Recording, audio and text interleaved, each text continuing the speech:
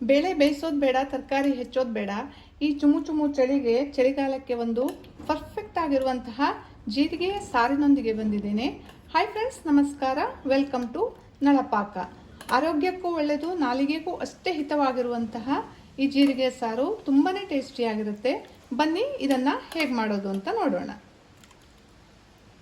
ಮೊದಲಿಗೆ ಇದಕ್ಕೊಂದು ಚಿಕ್ಕದಾಗಿ ಮಸಾಲೆಯನ್ನು ರೆಡಿ ಮಾಡ್ಕೊಳ್ಬೇಕು. ಮಸಾಲೆಯನ್ನು ಹುರ್ಕೊಳ್ಳಿಕ್ಕೆ ನಾನಿಲ್ಲೊಂದು 2 ಟೇಬಲ್ ಸ್ಪೂನ್ ಅಷ್ಟು ತುಪ್ಪವನ್ನು ಹಾಕ್ಕೊಂಡಿದ್ದೇನೆ. ತುಪ್ಪ ಬಿಸಿ ಆಗ್ತಿದ್ದಾಗೆ ಇದಕ್ಕೆ 1-2 ಟೀ ಸ್ಪೂನ್ ಅಷ್ಟು ಜೀರಿಗೆಯನ್ನು ಹಾಕ್ಕೊಳ್ತೇನೆ. ಇದು ಜೀರಿಗೆಯ ರಸಮ್ ಆಗಿರೋದ್ರಿಂದ ಜೀರಿಗೆ ಸ್ವಲ್ಪ ಜಾಸ್ತಿ ಬೇಕು. ಹಾಗೆ 7-8 ಕಾಳುಮೆಣಸನ್ನು ಹಾಕ್ಕೊಳ್ತೇನೆ. ಇದನ್ನು ಸ್ವಲ್ಪ ಹುರ್ಕೊಳ್ಬೇಕು. 2 ಟೇಬಲ್ ಸ್ಪೂನ್ ಅಷ್ಟು ಪುಟಾಣಿ ಬೇಳೆಯನ್ನು ಹಾಕ್ಕೊಳ್ತೇನೆ. ಪುಟಾಣಿ ಬೇಳೆಯನ್ನು ಬೇಕಿದ್ರೆ ಹಾಕ್ಕೊಳ್ಬಹುದು, ಇಲ್ಲಾಂದ್ರೆ ಸ್ಕಿಪ್ ಮಾಡಬಹುದು. 8-10 ಬೆಳ್ಳುಳ್ಳಿಯನ್ನು ಹಾಕ್ಕೊಳ್ತೇನೆ. ಬೆಳ್ಳುಳ್ಳಿಯನ್ನು ಹಸಿ ವಾಸನೆ ಹೋಗೋ ತನಕ ಹುರ್ಕೊಳ್ಬೇಕು. ಇವೆಲ್ಲವನ್ನ ತುಪ್ಪದಲ್ಲಿ ಹುರಿಯೋದ್ರಿಂದ ಇದರ ಘಮ ತುಂಬ ಚೆನ್ನಾಗಿ ಬರುತ್ತೆ. ಸಾರು ಕೂಡ ತುಂಬ ಟೇಸ್ಟಿಯಾಗಿರುತ್ತೆ. 4-5 ಕರಿಬೇವಿನ ಎಸಳು, ಹಾಗೆ 1 ಈರುಳ್ಳಿಯನ್ನು ಹಾಕ್ಕೊಳ್ತೇನೆ.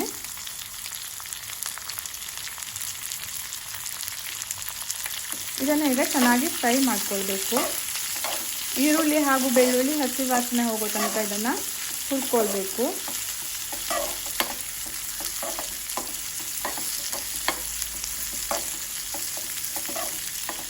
ತುಂಬ ಸುಲಭವಾಗಿ ತುಂಬ ಬೇಗ ಮಾಡ್ಕೊಳ್ಳುವಂತಹ ಸಾರು ಇದು. ಯಾವುದೇ ತರಕಾರಿ ಇಲ್ಲ ಅಂದರೂ ಇದೊಂದು ಸಾರು ಮಾಡಿಕೊಂಡ್ರೆ ಊಟ ಮುಗ್ದೋಗುತ್ತೆ. ಹಾಗೆ 1/2 ಬೌಲ್ನಷ್ಟು ತೆಂಗಿನಕಾಯಿ ತುರಿಯನ್ನು ಹಾಕ್ಕೊಳ್ತೇನೆ. ಮತ್ತು ಇದನ್ನು ಸ್ವಲ್ಪ ಹುರ್ಕೊಳ್ತೇನೆ. ಎಲ್ಲ ಮಸಾಲೆ ಪದಾರ್ಥಗಳನ್ನು, ಕಾಯಿ ತುರಿಯನ್ನು ನಾನಿಲ್ಲಿ ಸ್ವಲ್ಪ ಮಾಡ್ತಿರೋದ್ರಿಂದ ಸ್ವಲ್ಪ ಹಾಕ್ಕೊಂಡಿದ್ದೇನೆ. ನೀವೇನಾದರೂ ಜಾಸ್ತಿ ಮಾಡ್ತೀರಾ ಅಂತ ಅಂದರೆ ಇದನ್ನೆಲ್ಲವನ್ನು ಜಾಸ್ತಿ ಮಾಡ್ಕೊಳ್ಬೇಕು. ಇದು ಈಗ ಹುರಿದಿದೆ, ಇಷ್ಟು ಹುರ್ಕೊಂಡ್ರೆ ಸಾಕು. ಇದನ್ನು ತಣ್ಣಗಾಗ್ಲಿಕ್ಕೆ ಬಿಡಬೇಕು. ಪೂರ್ತಿ ತಣ್ಣಗಾದ್ಮೇಲೆ ಇದನ್ನು ನುಣ್ಣಗೆ ರುಬ್ಕೊಳ್ಬೇಕು. ಈಗ ಇದು ತಣ್ಣಗಾಗಿದೆ, ಮಿಕ್ಸಿ ಜಾರಿಗೆ ಹಾಕ್ಕೊಂಡಿದ್ದೇನೆ.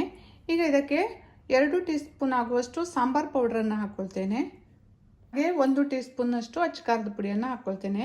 ಕಾಳು ಮೆಣಸನ್ನು ಹಾಕಿರೋದ್ರಿಂದ ಅಚ್ಚಕಾರದ ಪುಡಿಯನ್ನು ನೋಡ್ಕೊಂಡು ಹಾಕ್ಕೊಳ್ಳಿ.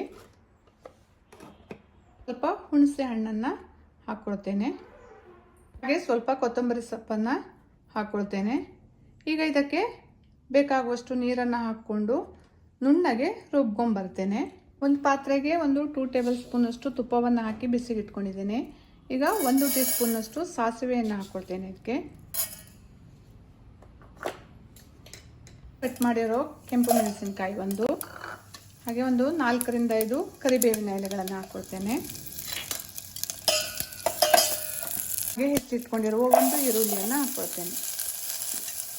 ಈ ಈರುಳ್ಳಿ ಕೂಡ ಆಪ್ಷನಲ್, ಬೇಕಿದ್ರೆ ಹಾಕ್ಕೊಳ್ಬೋದು, ಇಲ್ಲಾಂದರೆ ಈರುಳ್ಳಿಯನ್ನು ಸ್ಕಿಪ್ ಮಾಡ್ಬೋದು. ನಾನು ಫ್ಲೇವರ್ ಚೆನ್ನಾಗಿರುತ್ತೆ ಅಂತ ಹಾಕ್ಕೊಳ್ತಾ ಇದ್ದೇನೆ. ಈರುಳ್ಳಿ ಫ್ರೈ ಆಗ್ತಿದ್ದಾಗೆ ನಾವು ರುಬ್ಬಿಟ್ಕೊಂಡಿದ್ವಲ್ಲ ಆ ಪೇಸ್ಟನ್ನು ಇದಕ್ಕೆ ಸೇರಿಸ್ಕೊಳ್ತೇನೆ. ಈಗ ಸಾರು ಯಾವ ಹದದಲ್ಲಿ ಬೇಕು ಅನ್ನೋದನ್ನು ನೋಡಿಕೊಂಡು ನೀರನ್ನು ಸೇರಿಸ್ಕೊಳ್ಬೇಕು. ರುಚಿಗೆ ತಕ್ಕಷ್ಟು ಉಪ್ಪು, 1/4 ಟೀ ಸ್ಪೂನ್ ಅಷ್ಟು ಅರಿಶಿನ, 1 ಟೀ ಸ್ಪೂನ್ ಅಷ್ಟು ಬೆಲ್ಲವನ್ನು ಸೇರಿಸ್ಕೊಳ್ತೇನೆ. ಮತ್ತು ಇದನ್ನು ಚೆನ್ನಾಗಿ ಕುದಿಸ್ಕೊಳ್ತೇನೆ. ತುಂಬ ಘಮ ಘಮ ಅಂತ ಪರಿಮಳ ಬರ್ತಾ ಇದೆ. ಇದನ್ನು ಇನ್ನೂ ಸ್ವಲ್ಪ ನೀರು ಮಾಡಿಕೊಂಡು ಕುಡಿಲಿಕ್ಕೂ ಉಪಯೋಗಿಸ್ಬೋದು. ತುಂಬಾ ಚೆನ್ನಾಗಿರುತ್ತೆ. ನೆಗಡಿ ಆದಾಗ, ಜ್ವರ ಬಂದಾಗ, ಬಾಯಿ ರುಚಿ ಕೆಟ್ಟಿರುತ್ತೆ, ಆಗೆಲ್ಲ ಇದನ್ನು ಮಾಡ್ಕೊಂಡು ಊಟ ಮಾಡಿದರೆ ಸ್ವಲ್ಪ ಜಾಸ್ತಿ ಊಟ ಮಾಡ್ಬೋದು. ನಾಲಿಗೆಗೂ ಹಿತವಾಗಿರುತ್ತೆ, ದೇಹಕ್ಕೂ ಒಳ್ಳೆಯದು. ಚೆನ್ನಾಗಿ ಕುದ್ದಿದೆ. ಈಗ ಹೆಚ್ಚಿರುವಂತಹ ಕೊತ್ತಂಬರಿ ಸೊಪ್ಪನ್ನು ಹಾಕ್ಕೊಳ್ತೇನೆ. ನನ್ನ ಈ ವಿಡಿಯೋ ಇಷ್ಟ ಆದರೆ ಲೈಕ್ ಮಾಡಿ, ಶೇರ್ ಮಾಡಿ, ಕಮೆಂಟ್ ಮಾಡಿ ಹಾಗೂ ಸಬ್ಸ್ಕ್ರೈಬ್ ಮಾಡಿ. Thank you.